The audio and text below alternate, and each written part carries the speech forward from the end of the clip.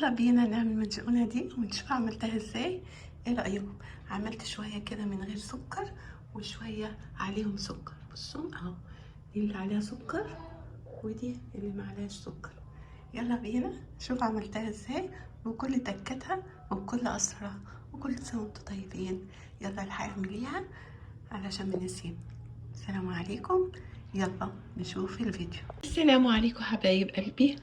معلش انا بقالي فتره ما عملتش اي حاجه، طبعا انتوا عارفين.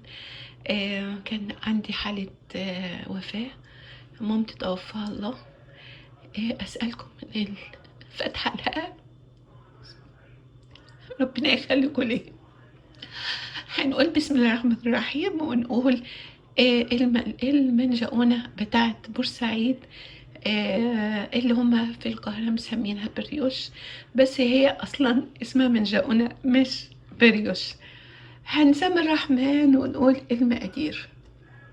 نسمي الرحمن ونقول المقادير. عندنا هنا كيلو دقيق لكل الأغراض. يستحسن طبعا يكون الدقيق قوي، بس دلوقتي الدقيق بقى غالي قوي، وممكن نلاقي اللي هو القوي هيبقى غالي، فممكن نعمل دقيق لكل الأغراض. وممكن نسلق بطاطاية ونحطه معاه، هيدينا نفس المحسن. بس انا بصراحة ما سلقتش البطاطاية، وهنجرب مع بعض ونشوف النتيجة. عندنا 2 بيضة، اخدت 2 ابيض بيض وصفار واحدة، والصفار التاني هسيبه لدهن الوش، هحط عليه شوية لبن وادهن بها الوش. يعني دي هنسيبها للاخر، هندهن بها الوش. المنجقونة دي اقتصادية جدا، وان شاء الله هتطلع معاكي كويسة بإذن الله تعالى. عندنا هنا الزبدة، اخدت من الزبدة المفروض 200 جرام زبدة، انا اخدت 122 جرام زبدة هنحطها في العجين. وهنا 75 جرام زبدة دي في الاخر، هنشوف هنعملها ازاي. و3/4 كوباية سكر، يعني 120 جرام سكر. هنا بس كده، وشوية ورشة ملح ورشة فانيليا بس. هنستعمل مية للعجين حوالي 400 أو 450 جرام مية، حسب ما العجينة تبقى تتلم معانا، ونشوف هتبقى ازاي. والسر اللي هيغير معانا النتيجة وتديها ريحة حلوة وتبقى طعمها أحلى كمان، اللي هو الإسانس بتاع الحليب، إسانس الحليب اهو، ده بنجيبه من العطار. هنحط بالنقط، مش هنحط بقى كتير كده، عشان لو احنا حطينا كتير بتخليها العجينة تبقى مرة. هنجيب نص كوباية مية من المية الخاصة بالعجن، ونحط 20 جرام خميرة علشان احنا عاملين كيلو. نحط 20 جرام، لو عندك جو حر يبقى 15. 20 جرام خميرة، هو الجو يعني كويس، هنعمل ايه 15 كفاية.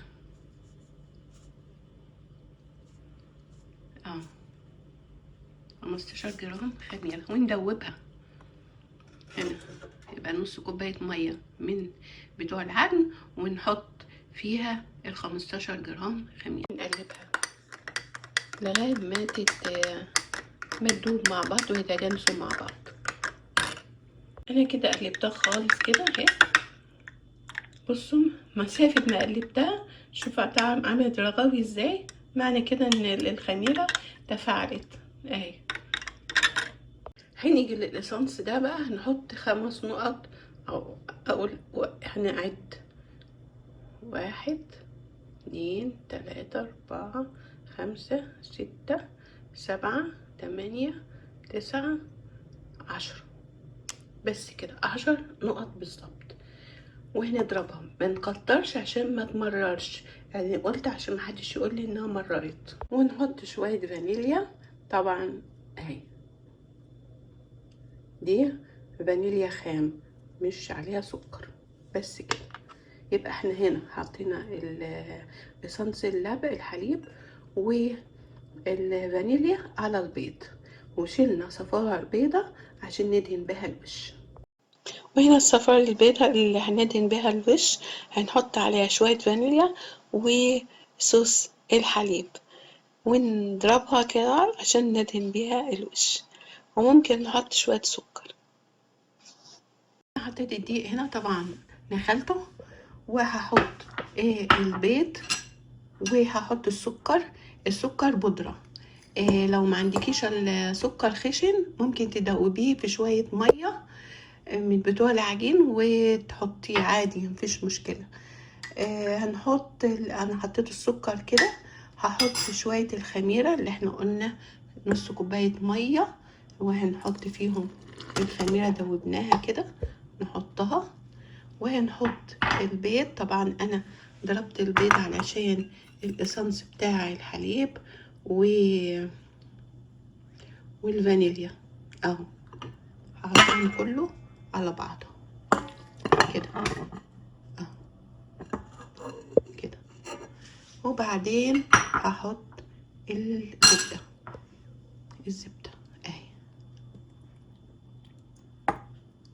معلش هنزلها لاني انا بصور بايد وبشتغل بايد اهو كده.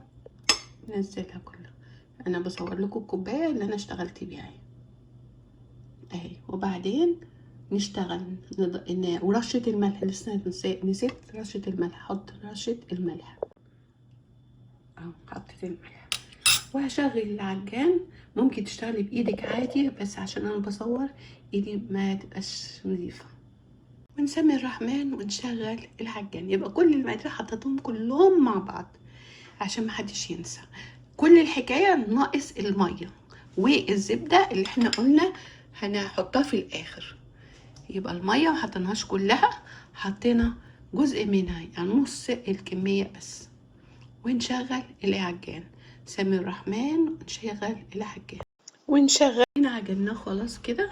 يبقى هنيجي نقوم حاطين الكم 70 جرام او 72 جرام هنا، وهي دوب هنلف لفتين كده وبس، علشان طبعا احنا زي ما احنا عارفين الزبدة اقل من نص دقيقة.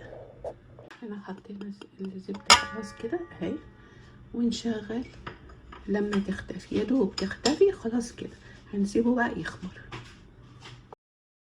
وهنا خلاص الزبدة اختفت اهو، بصوا بقت بتمط ازاي اهي. وبعدين عملناها اهو، شوفوا الحلة نضيفة ازاي كده. هنغطيها ونسيبها تخمر، طبعا على حسب ما تخمر، حسب الجو وحرارته عندك ايه. بسم الله ما شاء الله، شوفوا ارتفعت ازاي. بصوا لما احط كده سراي شوفوا ازاي. هنشكل بقى، ناخدها ونفردها ونشكلها.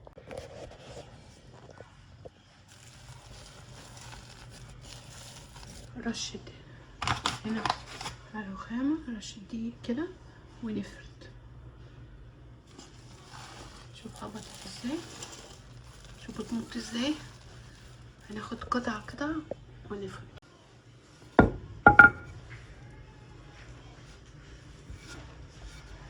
نفردها، بعد ما افردها هرجع لكم تاني. وهنا فردتها كده، هنقطع دي كده. عايزين نعملها شرايط ونلفها عادي زي ما انتوا عايزين. هنا هنقوم عاملين كده. اللفة دي بحبها قوي. عايزة تحطي حشو او مش عايزة عادي مفيش مشكلة كده اهو. هنعمل دي كده اهي.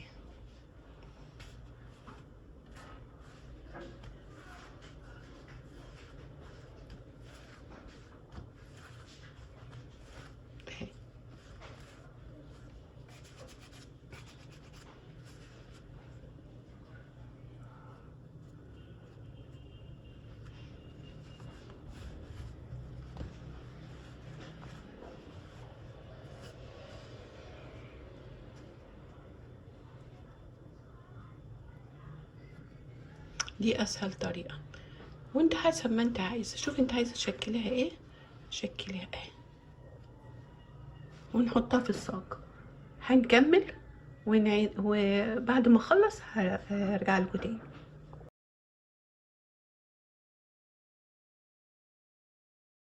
وهنا دهن خلاص كده اهو. وهنا هدهنه بقى، دهنته برضو وحطه هنا ليه شوية سكر كده.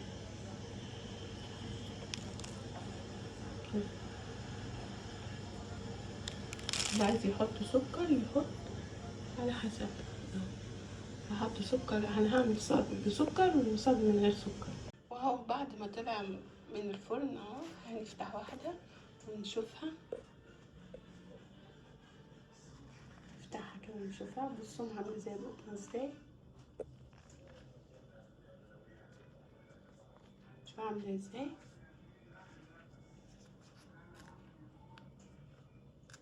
ايه رأيكم؟